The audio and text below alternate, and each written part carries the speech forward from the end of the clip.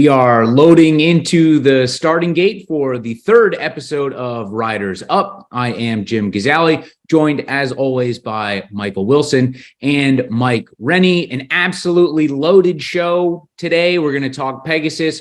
We're going to talk about horses bouncing off of big performances, and we're going to get you all caught up on the Kentucky Derby Trail. Michael, Mike, as always, thank you very much for spending some time with me this week. How you both doing? Oh, fantastic. You know, New Year's came and went, Christmas came and went. Gosh, I mean, it's almost like, what do you look forward to? But obviously in racing, there's always something to look forward to. So, you know, having a lot of fun. How are you, Mike? Doing good here. Back at it. Happy New Year to y'all and Merry Christmas. Good to see you guys again. Got the Derby trails kind of heating up. So good to kind of see horses finding their places, bouncing, going backwards, finding out who their true colors are coming up here the next couple of months of these horses. Yeah, I think we're definitely going to start to learn a lot more about the newly turned 3-year-olds as we go through the next couple of weeks and months. But before that, coming up here at the end of January is the Pegasus World Cup Invitational and the Pegasus World Cup Invitational Turf. We've got a little bit more clarity on both of those races following this past weekend. Skippylongstocking won the local prep at Gulfstream on the dirt, so he will be in the starting gate for the Pegasus. And then the hard-knocking New York bred City Man, one of my personal favorites, defeating Colonel Liam, also down at Gulfstream over this past weekend. Setting himself up nicely for the Pegasus Turf. So let's kind of dive into both of those races. Let's start with the Harlan's Holiday that Skippylongstocking won.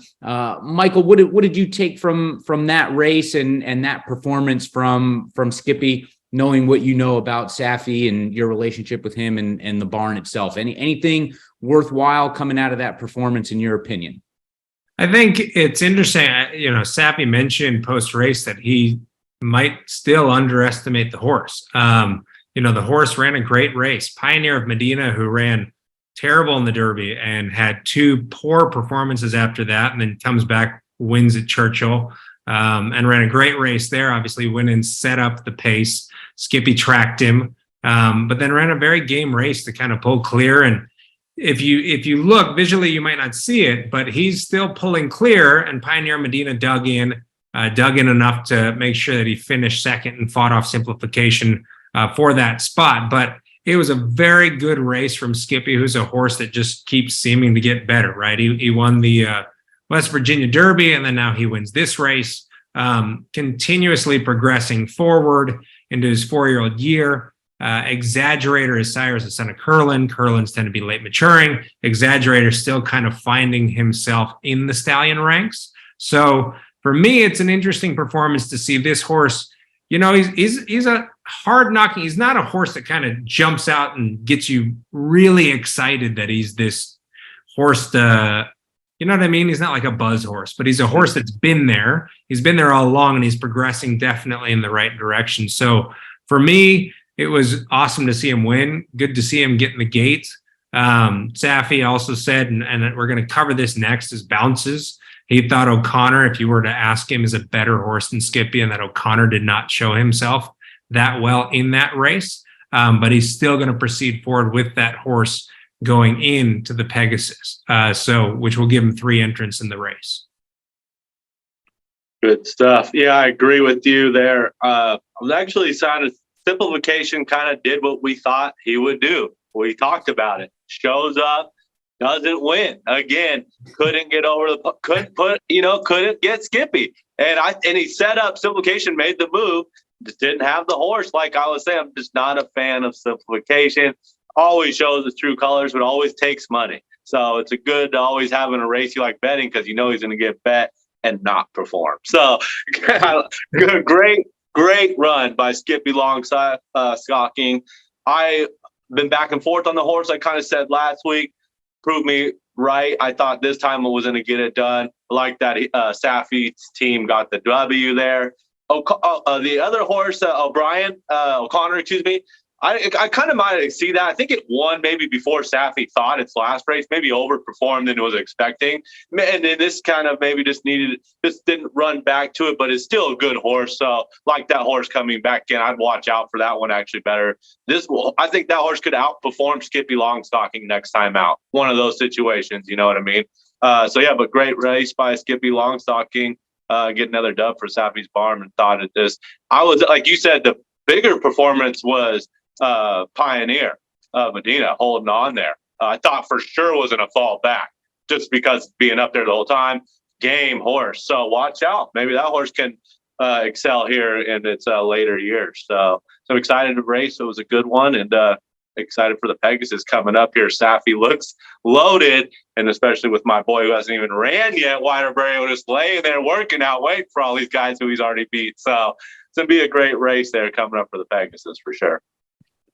Well, and it's interesting, as you mentioned, with Pioneer of Medina, right? So Pioneer of Medina, Todd has obviously always had faith in this horse. Yeah.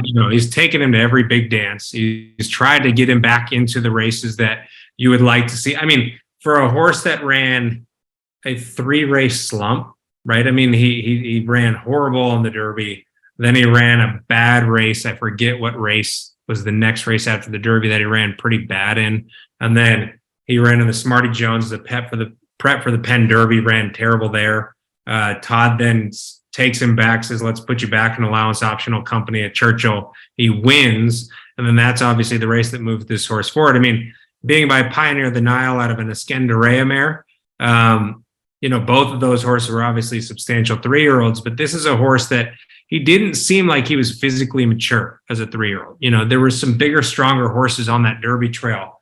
And he's still not a big horse. He's a smaller horse. So maybe it's just timing where he's kind of finally finding himself and maturing into what Todd always thought he was going to be. I mean, kudos to Todd to not give up on it. Some people would say, hey, 3 bad races, move you on, sell you, put you in a sale, get rid of you. But, he brought this horse and gave him time and brought him back. He's doing pretty well.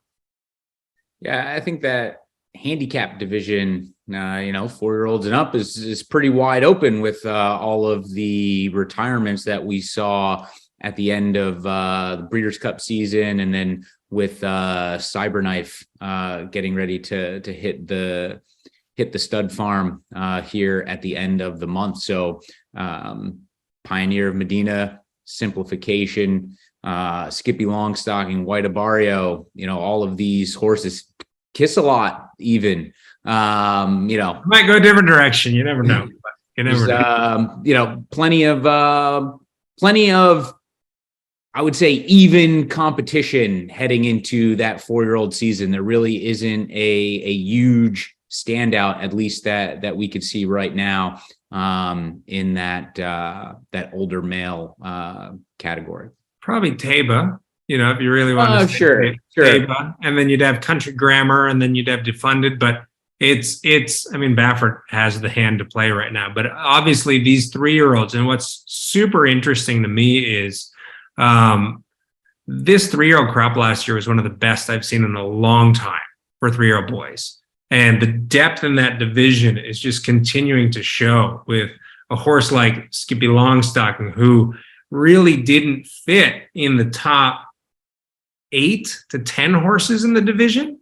And then now all of a sudden you peel off that top layer and he's still good enough to run well with older horses to move his way into that conversation. I mean, as we said in last week's show, Simplification needs a break. He's a horse that tries, he's a horse that does it. Give him a break, give him a breather, and maybe he can actually step into a role of being competitive in that division. But I mean, it's awesome when you see this stuff, right? It's kind of like the modern day NBA where you get these draft classes that come in. And it's like, holy smokes, Doncic, Zion, Ja Morant, all these young guns. That's what the 3-year-old crop this year was. You had a lot of really talented horses who just beat up on each other all season long. And now what's left after you peel off the top layer is still a good enough group that could go toe to toe with the older horse division, no problem. So I think it's actually, for the first time in a long time, a very exciting older male division with some of these horses sticking around. I mean, last year you really had Obviously, Flightline was the super horse, and you had Life is Good, but there wasn't a whole lot behind that. I mean, some people would make the argument for Olympiad, and yes, he's a very good horse, but it wasn't as robust of a group as you have right now, which should be fun throughout the season to see. Yeah, I didn't mention, well, I guess I've kind of put Taba and Country Grammar out of my mind, knowing that they're likely heading overseas for the spring, and we probably won't see them run stateside until, early summer.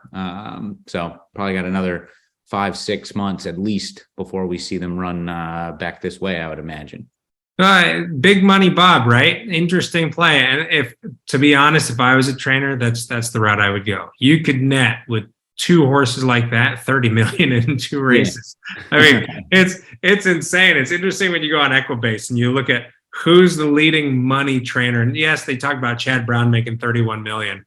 And you say, okay, well, Chad Brown, leading money trainer, Bob's further down on the list.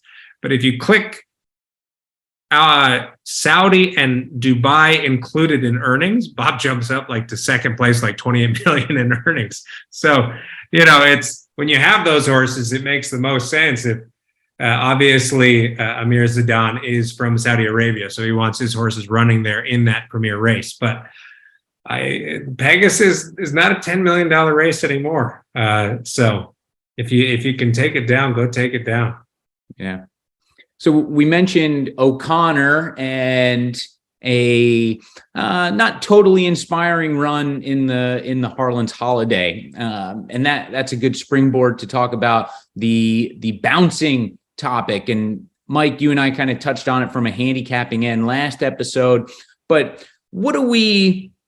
I guess first let's define what a bounce is, and I would imagine, given both of your backgrounds, Mike from the handicapping end and Michael from the training and horseman's end, I would venture a guess that perhaps the definitions would be a little bit different. So, Mike, let's start with you from the handicapping end. When you're looking at the PPs, is there something specific that you're looking for that would say to you in your mind and your handicapping process, okay, this horse definitely bounced his last race? What are you looking for to give you that indication? And ultimately, how do you define a bounce in your handicapping? Yeah, it definitely can be viewed different ways. But I would say from the handicapping side, you got a horse that's been winning at a level that it's always won at, always competed at a level. The horse isn't going up in class or anything. It's not like a race like that. It's a level it's been at, competed at, won at. Comes out of a race that either won, maybe won good second or third, you expect it kind of to do again. It looks like it's on its path, and it just runs like really slow buyer at the same level it's won at. That's what gets me on a bounce. Like, okay, this horse just bounced for whatever reason, just wasn't it today. I'm going to give horses a pass when they go up in class, because then maybe a trainer owner is, hey, let's see what we got. And you'll see it almost, the horse, almost the jockey knows, hey, they're telling him, if you don't have a chance, don't kill the horse. Don't waste all its energy. You'll see him take back and ends up almost last place going up in class. So I give a pass on that. I'm looking at horses at the same level, always they won at, and they just run a number. But then is that it for them? Are they ever going to come back from that bounce? Or is it you'll see in PPs of horses, every other horse too, like a horse runs well, bad number, runs well, bad numbers. You got those type of horses too. Maybe it's just kind of on that. But my bounce, I'm looking at a horse run at a level, runs as a dud for no reason you're kind of expecting is what I look at a bounce horse. How about you, Jim? Yeah, I mean, I'm looking more so at the speed figures, right? If I see a consistent, like you said, a consistent level of speed figure that they're putting out, and something that's like glaring in that next start to suggest that maybe they just weren't feeling great that day. But usually I'd look for something that's like, 10 to 15 or more speed figure points, whether it's Brisnet or the Daily Racing Form, something like 4, 5, 6, 7 points. I'm not going to necessarily pinpoint that as a bounce. I'm looking for something, in the 10, 15 and beyond range. What do you think, Michael, like from the trainer end, the horseman end, what's your definition of a bounce, and, how might that relate to what we've been just chatting about from the handicapping end? So a lot of it is, as Mike touched on, right, is when you're looking at horses that have been consistently running at a level and then they don't fire in that start. A lot of times when you look at it from a horseman's angle, it's something that kind of catches you off guard a little bit. Most of it, for most trainers, you have a great read on your horses. How are they doing? Did they come out of the race a little bit tired? Do they need a little bit more time in between the next breeze or the next race? And you're trying to get their energy level to peak on the day of the race that you're planning on running them in. So there are some trainers who are not good at that, but most have a very good understanding of, hey, this horse is training well, and this horse looks good. He's in his feed tub. His energy level is great. His gallops are super. Breezes are on par. Nothing's changed. And then all of a sudden you put him out there and you're like, what the heck just happened? You're expecting something and then it doesn't materialize. And a lot of times, and this is the interesting thing about training horses, and there will be times where these horses fool you completely. And you have no clue why, and you're scratching your head trying to figure out what went wrong. I think one of the prime examples that I remember was Indian Blessing when I worked with her. She had gone to Dubai and she ran in the 6 furlong grade 1 in Dubai. It's straight 6 furlongs. And she ran a phenomenal race, ran second. Comes back to the US. I was Baffert's assistant in the Hollywood Park division. So she went back to Santa Anita, started preparing, and Bob sent her to me, I think, a week before we were going to run her back at Hollywood Park. And then I kind of just maintained her and ran her. And this filly's coat was incredible, like completely dappled out, head to toe, looked gorgeous, looked like everything health-wise was going in the right direction. We ran her in an overnight stake and she finished 4th for the first time in her career, finishing off the board. Typically, she was 1, 2 in every grade 1 she ever ran in. And that race, she ran 4th. And we're like, this is just weird. And you hear it. You hear the Dubai bounce, right? And a lot of people will talk about that. And that was a huge head scratcher for a lot of people at the beginning, because these horses will come off the plane and it's like they just came back from vacation. They look amazing. Their, energy level is great. And then you'd run them, you're like, huh? So then you rewind and you say, well, ran a great second in a 6 furlong straight race. 6 furlong straight is tough, because there are points in races as you watch where you'll throttle and you'll back off the throttle and you're trying to figure out how to use the horse at the right time. When you're in Europe and you're going 6 furlongs straight on the grass, or you're in Dubai running a 6 furlong dirt, you're all out. You're on the gas.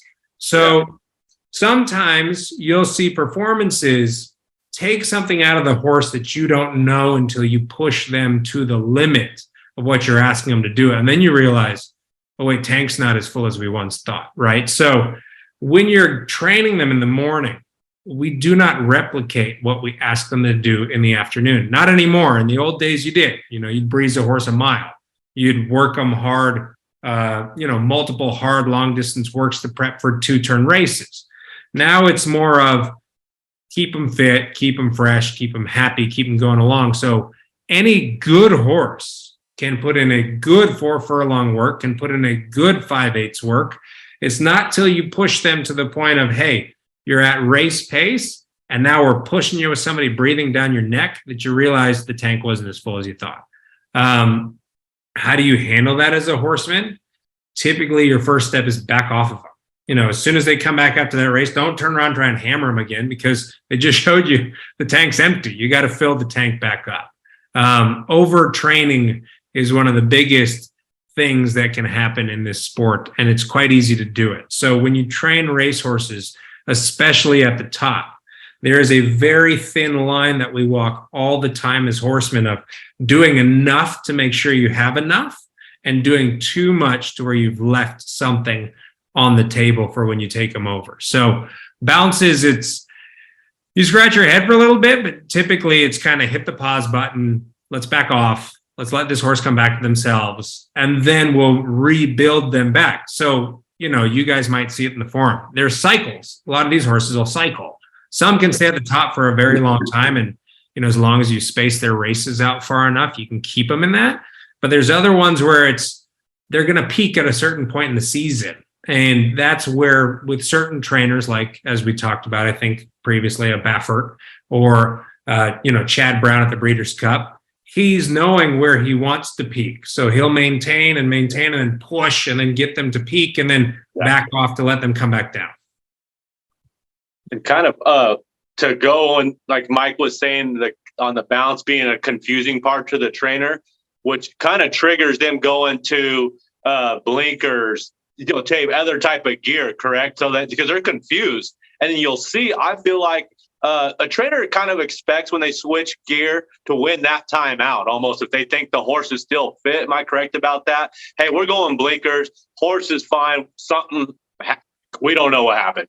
Maybe I scared the blinker. I'm just using that one. Nasal straps, all that type of thing. You think that goes into kind of the bounce because they're just confused a little bit before you think it's a full bounce of a horse. They kind of give them some other options. And then also, Michael, do they look to win that first time out when they switch gear? Is that kind of the goal? Well, obviously, they want to win every time out usually, but So what I've noticed with, so we have, and you brought up the horse's name, Jim, Kiss-A-Lot. Kiss-A-Lot has run after running two very good races, has run two very subpar races. Mm-hmm. Usually when you're in a position like that, and what I saw a lot of the guys I worked with and what my mentality was as a trainer was change the environment, right? You need to change something. Now, one race is one thing, right? One race is back off, get the horse, give them some time, let them come back to themselves, see what you got. Like, don't go to the drawing board right off the bat after one race. Two races, you start saying, we've got to change something. And what that something is dependent. And you try and work your way through what that something could be. Sometimes, and something that I've brought up recently, actually today, was maybe the something is the surface. And you will see it now, not at the graded stakes level. Graded stakes level is different, but let's say you're handicapping an everyday card and you see a horse like the one I just described who wins a starter 50 impressively, goes to Parks, runs second in a grade 3, 2 great races, drops into an allowance at Keeneland, runs poor, runs in an allowance at Gulfstream, runs poor.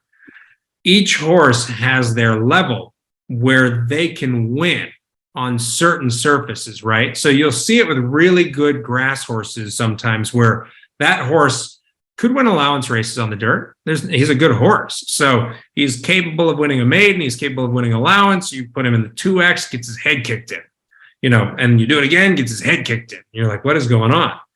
Well, the other horse in that division are being efficient. They're traveling over that surface extremely efficiently, and your horse is spinning his wheels to try and keep up. So they'll come out of the race and they're blowing hard, and you're like, what, were you not fit? Like, did we not train you hard enough? Like, what's going on? You're really blowing hard for what we just asked you to do. And by all means, you should be able to do this.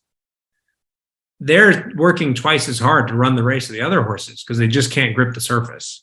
And so then you'll transition them and you'll say, you know what, maybe the change is blinkers can sometimes help. That's only if you have like an unfocused horse. It's really, you'll see it in a race. And this is what I mean by you'll see it in a race. Spurts. That's when you add blinkers. Horses on the bridle, they're off the bridle, they're in the race. You'll see changes in momentum as they run. That's why when blinkers go on, all of a sudden, like heads in the bridle, jocks grabbed, and momentum stayed throughout the race. That's usually when blinkers, you'll see the massive change. But when you see a horse run a race and then all of a sudden the field leaves him, you've got two options, usually three. One, horse was just overtrained, number one. 2, horse is not fit. 3, horse got really tired because they're spinning his wheels. And I've seen it with a couple horses I worked with. Switch surfaces, then all of a sudden that horse is what you thought he always was, back on a different surface. So when you're talking bounces at the graded stakes level, like we're talking, it's usually either overtraining, horse had a bad day, didn't have enough gas in the tank, and then all of a sudden throws in the towel. You'll see it a lot more with colts than you ever will with fillies, because fillies usually always try.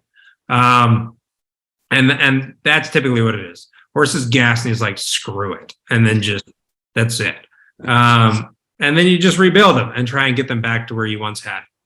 Is it a lot of times when we see this, is it almost always a surprise to the trainer? I mean, they know these horses better than anybody. Can they almost predict something like this is going to happen? And if so, what would be the reason to still enter them in a race if they can see a bit of a regression on the horizon?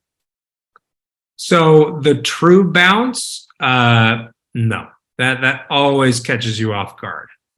You're usually, the horse has shown you every sign that they're going to run a good race, and you put them in, and then all of a sudden, the engine misfires, and you're just like, what is it? You jog them up on the road, check their blood. And when I mean check their blood, we'll pull a blood sample and you'll check, make sure everything's in balance. There's no increased white cell count, or, scope them, make sure there's no mucus, they didn't bleed in the race. And then sometimes a lot of that stuff comes back clean, and you're just like, I don't know.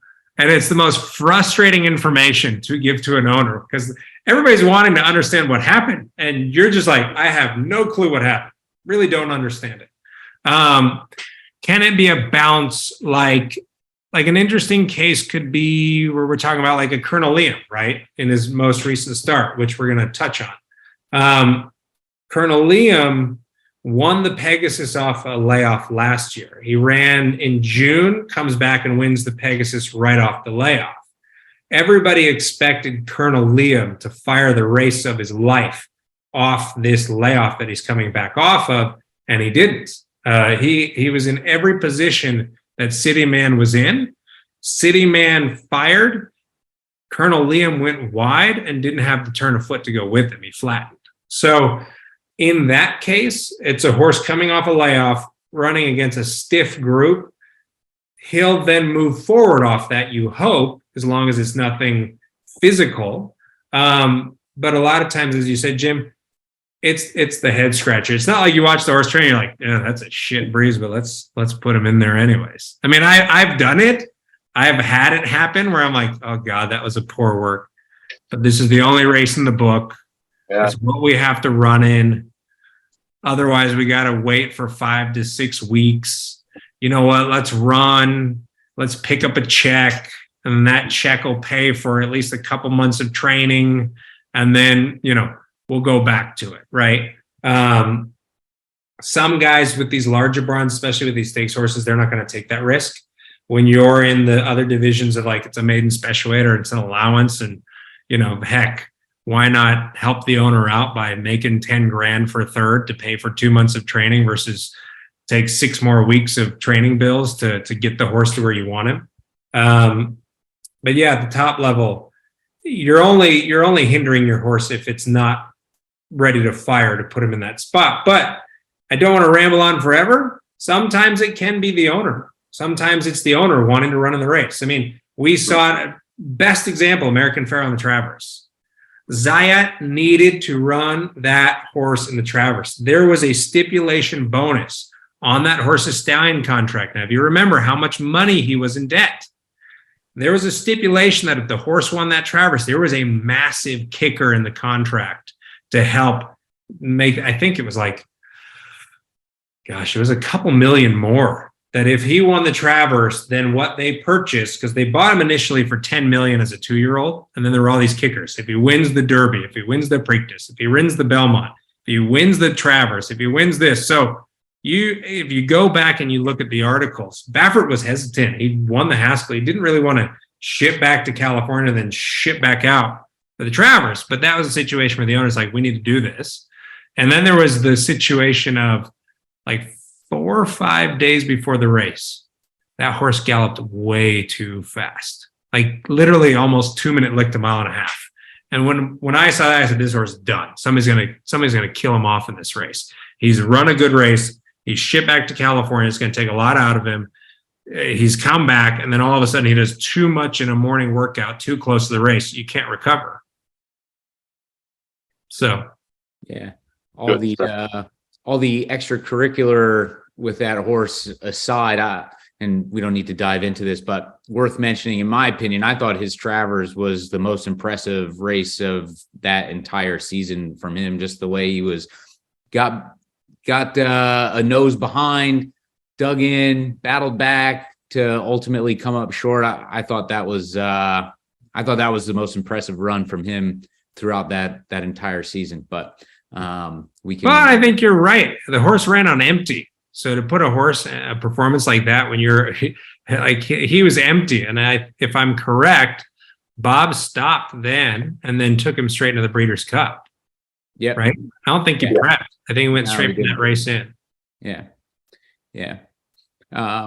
So I think your point earlier about Colonel Liam was a good one. So kind of coming off of a decent break, would we and not running all that well, would we constitute that as a bounce? I know, Mike, when I'm looking at the PPs and I see that, I'll probably look at it and say, okay, he probably was off for a bit and needed one.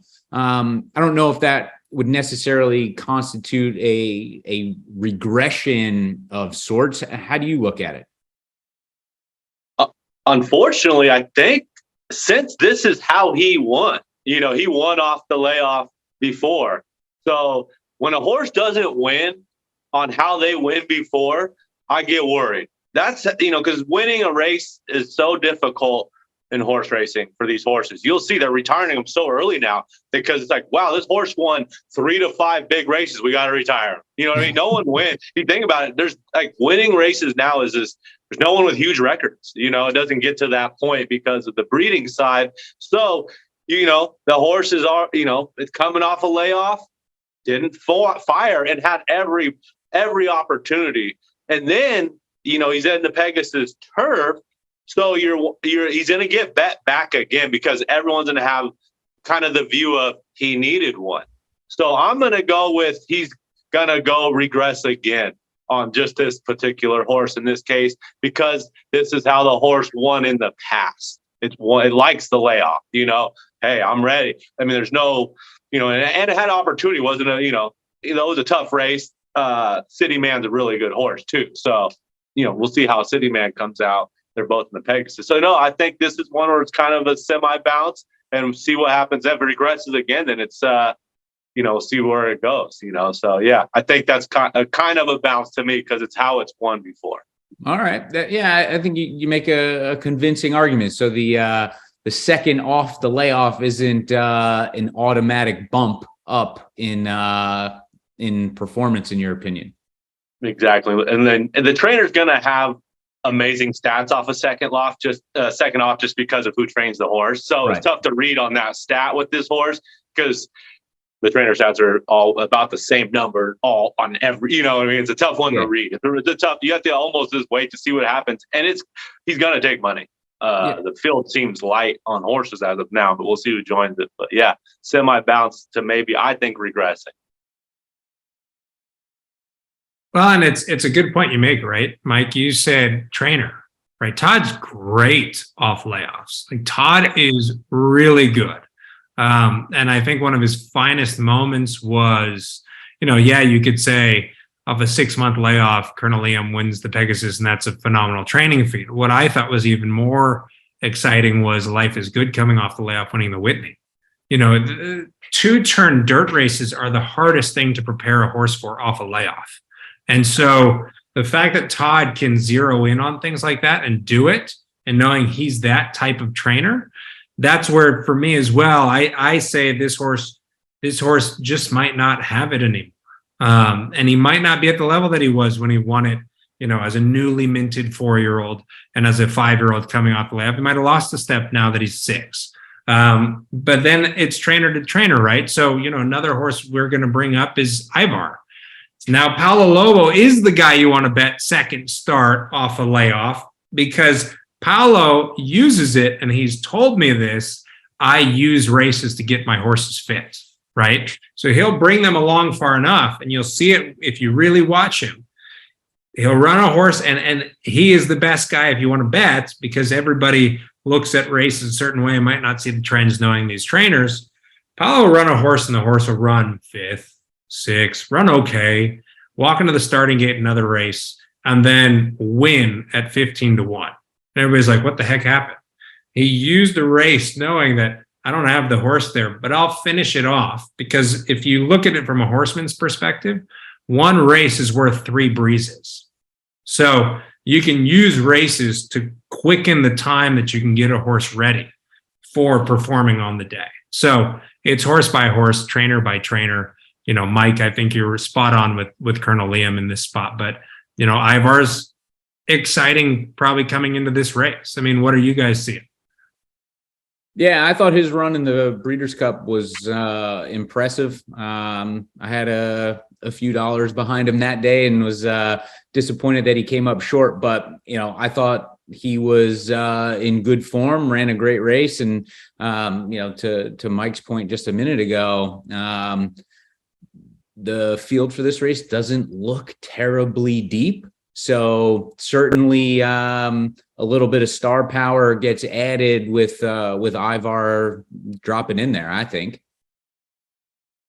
Yeah, I'd probably run City Man back again on this field.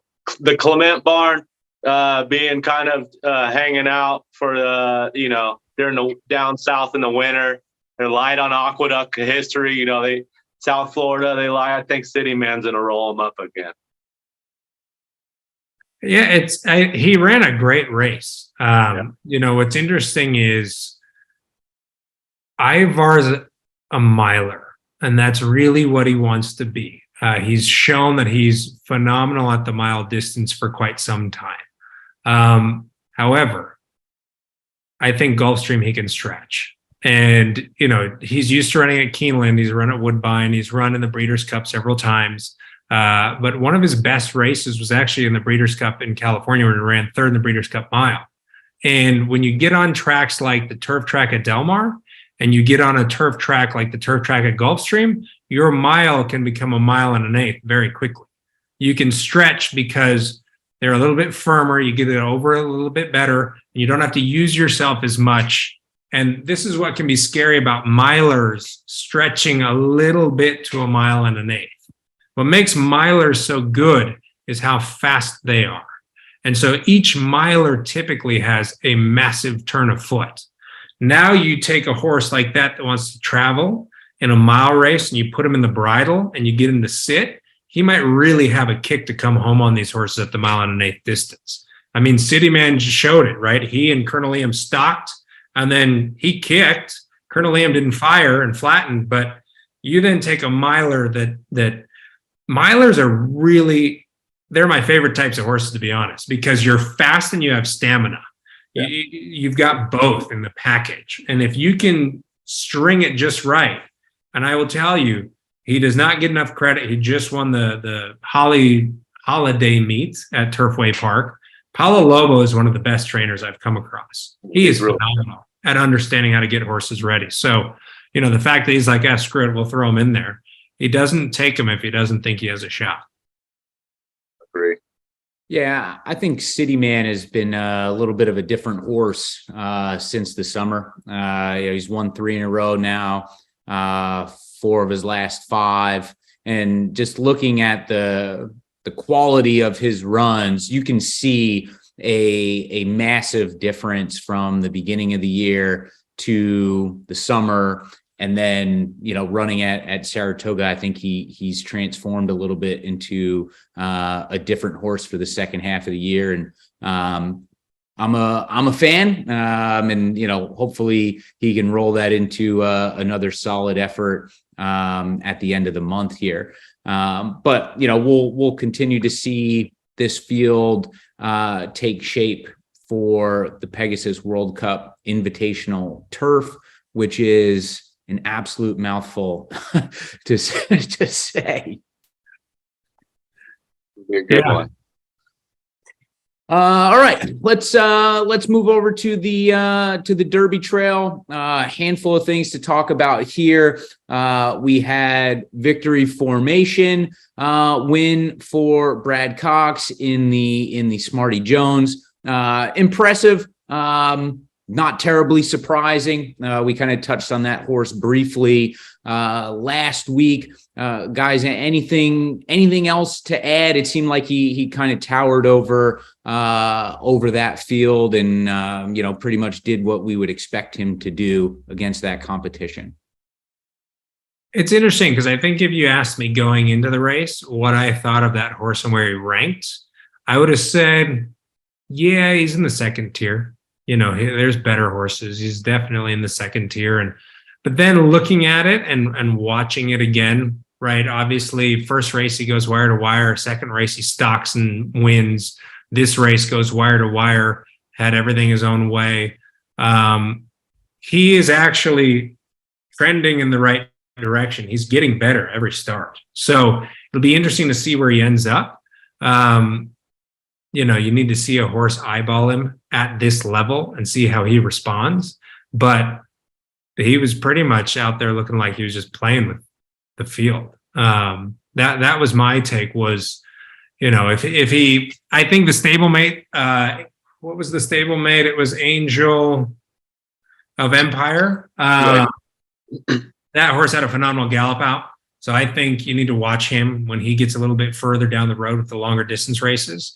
Obviously just doesn't have the natural speed that Victory Formation has, but he couldn't make up much ground on him. But as soon as they hit the wire, that horse went right past him. So I look at it as Brad's got another 2 solid horses going forward.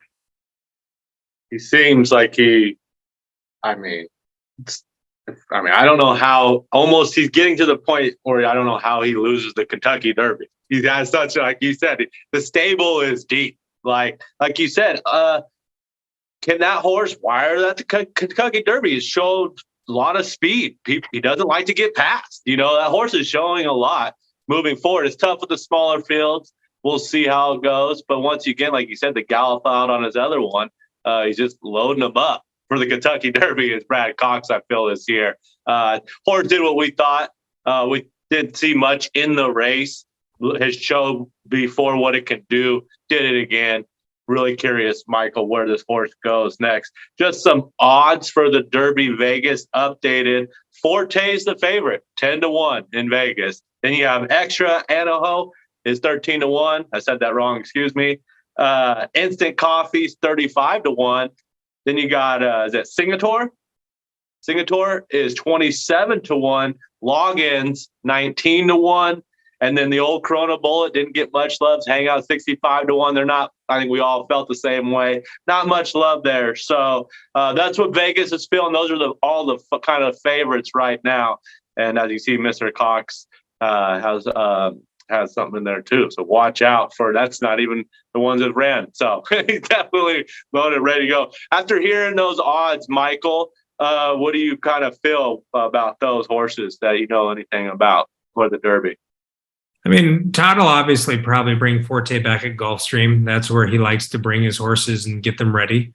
I think still Loggins is the beast from the East, just sitting there waiting to see what he really has.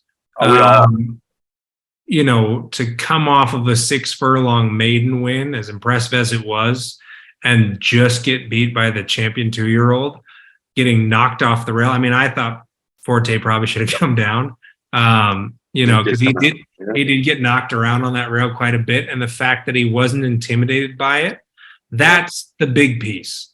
Because racing at the highest level is all about mentality. So if you can go and stretch your first time, you have the stamina to do it, and you can get knocked around a bit and still fight on, I think you've got a substantial horse there. So if you want to make a play at the futures, granted, he's got to make it back, right? We've got to see him come back.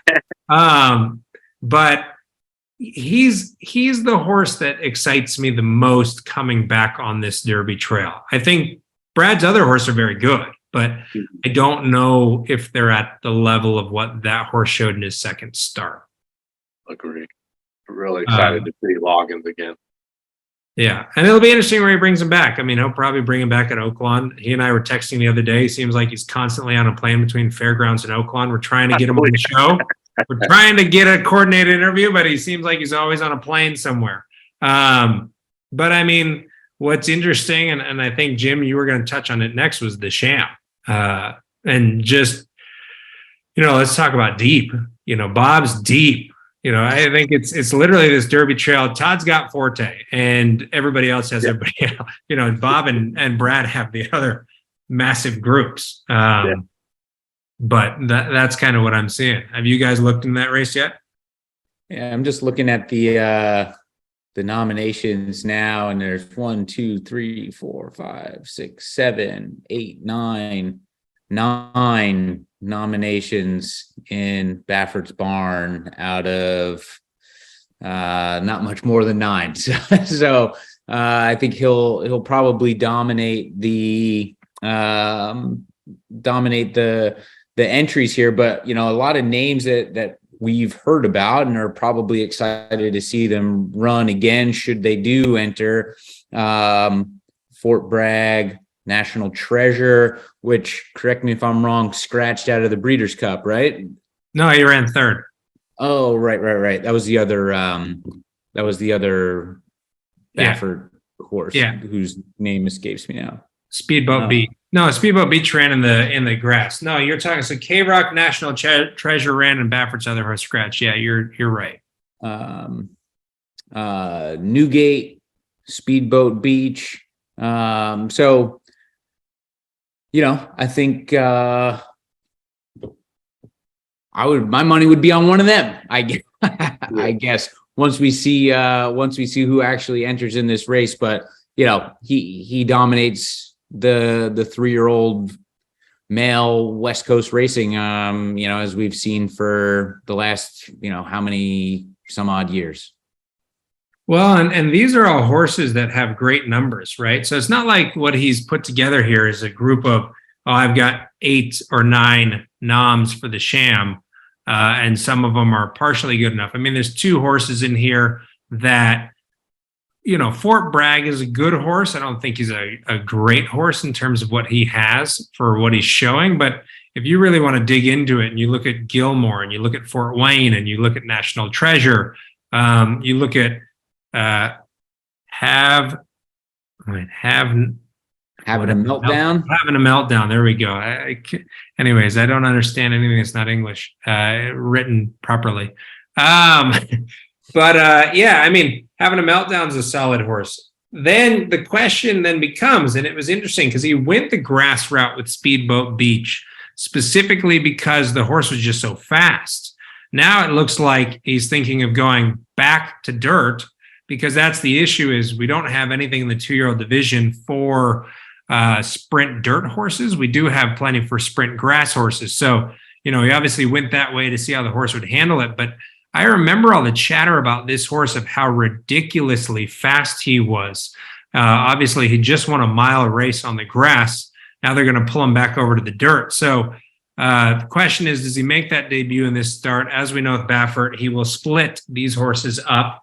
And this is just the first, Jim, what'd you say, 9 of probably many that are sitting there in the shed row. I bet he has someone we have. There's going to be the ones we haven't seen. Someone like Tavia last year coming late to the party, firing monster numbers. Like you said, Michael, it's coming. I can't wait. I like this part of the year too, because you said the ones that we don't know about yet even pop up out of the barn, just sitting chilly. Well, and you're seeing that more now, right? I mean, even a couple of years ago, most of our Derby horses ran at 2. And I think really it changed when Bob proved with Justify, you can bring them out at 3 and get the job done. And the way that the point system works allows a little bit for that now versus before with graded stakes earnings. It trended more towards if you had a really good 2-year-old with a lot of graded stakes earnings, you could nose out some of these 3-year-olds that weren't quite ready. So now I think you're seeing where guys are actually giving horses the time that might need the time to be ready to fire. And then the way that the Derby point trail system set up, some of them can actually get in the starting gate by just firing off in their last start and walking into the starting gate. So it's interesting when you look at, Todd's not as known for it as other guys. Bob is and Brad is. Bob and Brad are very good at, hey, this horse came out at the right time and now it's debuting. Todd's that kind of don't run at 2, don't seem to come out at 3 and make a bunch of noise and then get on the trail. We've seen most of his when they're younger, but Brad is showing it, and Bob's always shown it of, it could be sitting in the shed row in February and debut, and then by May it's standing in the gate. So it'll be interesting to Sham. Obviously, entries aren't out, so we have no clues going in there, but Bafford's playing quite the hand. It looks like it's a good group that will not just go through there, but you'll be seeing them pop up in all of these other races as they proceed forward. Yeah, looking at the nominations back here on the East Coast for the Jerome at Aqueduct on Saturday, seems to be a pretty competitive field. Arctic Arrogance, who went off as the favorite last month in the Derby prep race. Andiamo a Firenze, who has won a bunch at Saratoga and most recently won a New York bred stakes out at Finger Lakes. General Banker, Prove Right, Valenzen Day, all of these horses that we've heard about. I'm familiar with from following the NYRA circuit, on a daily basis for the most part. So I'm actually pretty excited for this race. Traditionally not where we see the Derby winner come out of, but I think it'll be a competitive race. And if there's a horse in there that you like, my guess is that you'd probably get a decent price on them. Mike, out of looking at the nominations for this race, anything jump out to you? Any horse you're excited to see run and maybe get a leg up on the East Coast in terms of some Derby points here? No, I'm totally with you. Like you said, don't really see the Derby horse, but you never know. You never know what can happen. The horse that was a favorite last time it lost, what's the name again? Arctic Arrogance. Arctic Arrogance. I'm going back. This thing was one of those situations. I'm going to give another chance. It's a beaten favorite. I think the most talented horse of the group, speed wise, can do it again. It's just tough to trust the other horses, but like you said, definitely could be a value race play for sure. Someone could surprise you. Maybe this horse is just a beaten favorite now and doesn't have it. They thought this could be a Derby trail horse and doesn't it. But I'm going to give one more shot to Arctic there to get it done here for the weekend, which I think will be a more competitive race than I'm thinking. I'm leaning a little chalky, but I just can't see the speed numbers of the other horses. But maybe could prove me wrong. It's be a competitive race, but you never know. Maybe they get a surprise that Derby horse makes a run here out of this group, huh? Yeah, and Linda Rice seems to be winning at an insane clip at Aqueduct lately. So there you go. Yeah. Can't go wrong.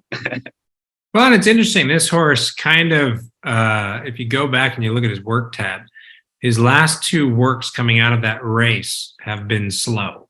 So question is, Linda Rice tends to work horses pretty moderately. She's not one who wants to put in fast work. She's not one who necessarily puts in slow work. She typically works horse pretty even.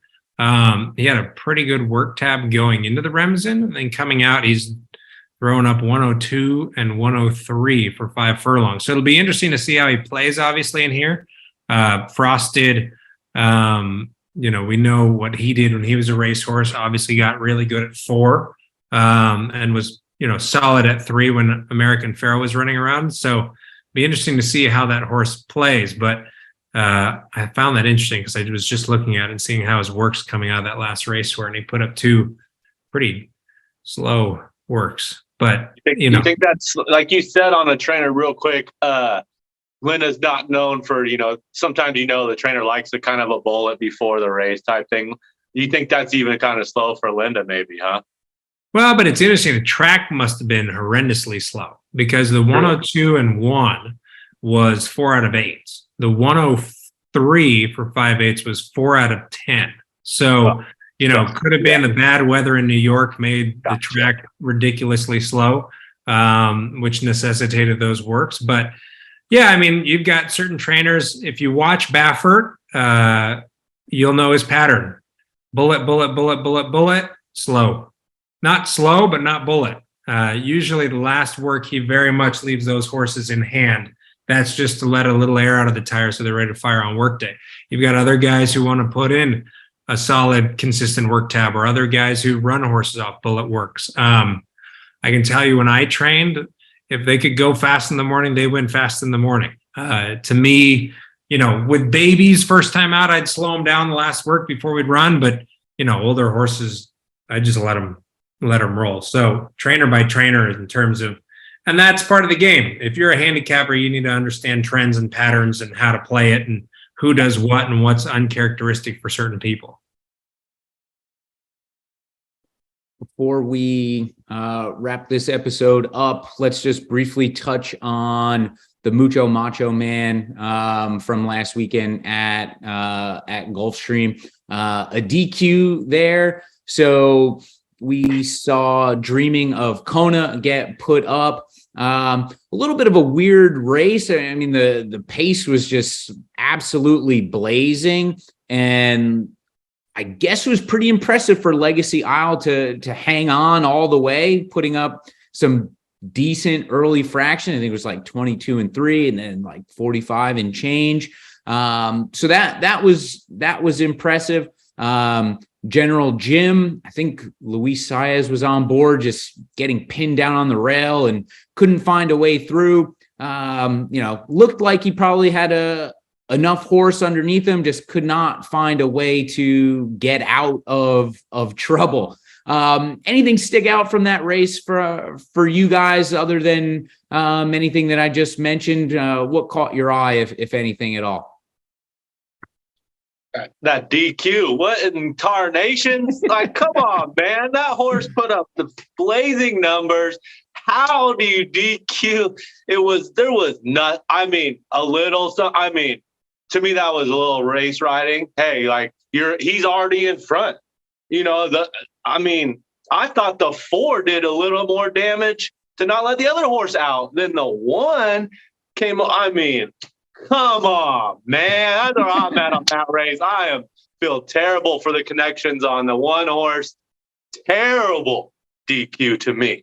That's just me. I wasn't involved betting on that race. This optics shocking to me on the DQ on what happened. That's my opinion of the race. He was a bit of a drunken sailor in the later parts of the race. I mean, he was a little wobbly. He didn't quite interfere, but he kind of and whether it's and look, maybe if you look, maybe the jock was part of it. I think the horse was just kind of tired and just veering in different directions. But it's tough when you take a horse like that down. I mean, if I look at this field, I'd say put a ring around him and send him to the Calder Derby if we still have the Calder Derby. I don't see any of these horses moving forward. I mean, I know Safi really liked his horse.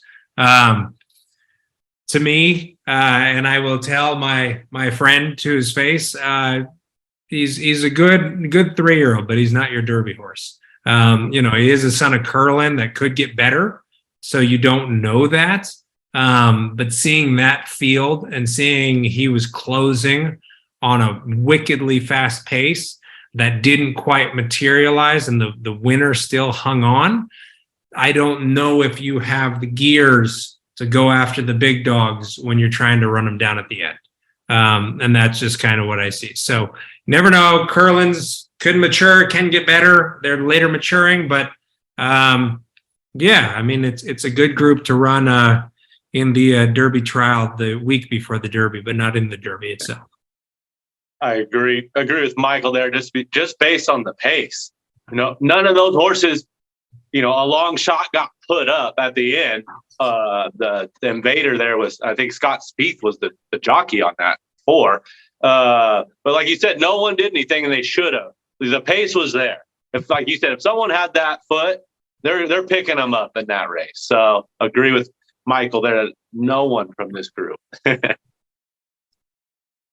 All right. Well, we'll leave it there for this week. Plenty of stakes action ahead, like we just talked about. I think now that we've gone into 2023, all eyes in the immediate future will be on the fields taking shape for the Pegasus World Cup Invitational and the Pegasus World Cup Invitational Turf at the end of the month.